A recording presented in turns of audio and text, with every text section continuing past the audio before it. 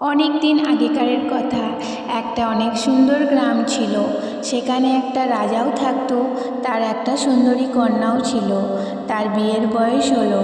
তার জন্য অন্য রাজাদের থেকে বিয়ের প্রস্তাব আসতে শুরু হলো, কিন্তু রাজা তার কন্যার জন্য উপযুক্ত কাউকে পছন্দ হলো না। একদিন একটা ফকির আসলো তার রাজপ্রাসাদের সামনে। তার বয়স ছিল প্রায় 80 বছর। সে রাজাকে বলল, আমি রাজকুমারীকে বিয়ে করতে চাই।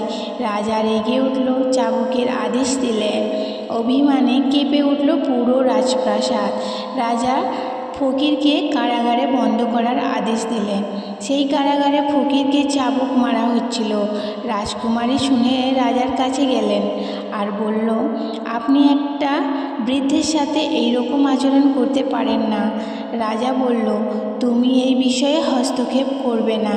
রাজকুমারী পরে জানতে পারে বৃদ্ধটি তাকে বিয়ে করতে চায়। সে কারাগারে বৃদ্ধটির সাথে দেখা করলো। সে ফকিরকে বলল, আপনি আমার সাথে বিয়ে করতে চান কেন? ফকির বলল, যখন তুমি আমার সাথে বিয়ে করবে তখন তুমি নিজেই বুঝতে পারবে আমি কেন তোমার সাথে বিয়ে করতে চেয়েছিলাম। রাজকুমারী বলল, ঠিক আছে, আমি আপনার সাথে বিয়ে করতে রাজি আছি। এই খবরটা পুরো আগুনের মতো পুরো রাজ্যে ছড়িয়ে পড়ল। মানুষ বিভিন্ন রকমের কথা বলতে লাগলো। রাজা তার মেয়েকে হাজারবার বোঝানোর চেষ্টা করল। রাজকুমারী রাজাকে বলল, আপনি আমাকে অনেক আদরে মানুষ করেছেন, আমার প্রতিটি ইচ্ছা আপনি পূরণ করেছেন। এখন যখন বিয়ের প্রস্তাব হয়েছে, আমি তাকেই বিয়ে করব যাকে আমার মন চায়। রাজা কিছুতেই রাজি হচ্ছিল না। রাজা তার মেয়ের জেদের কারণে খুব বিরক্ত ছিলেন। বলেন, আমি কিভাবে আমার মেয়েকে একটা ফকিরের সাথে বিয়ে দিই? রাজকুমারী বলল, আমি বিয়ে করব, তবে কেবল তার সঙ্গেই।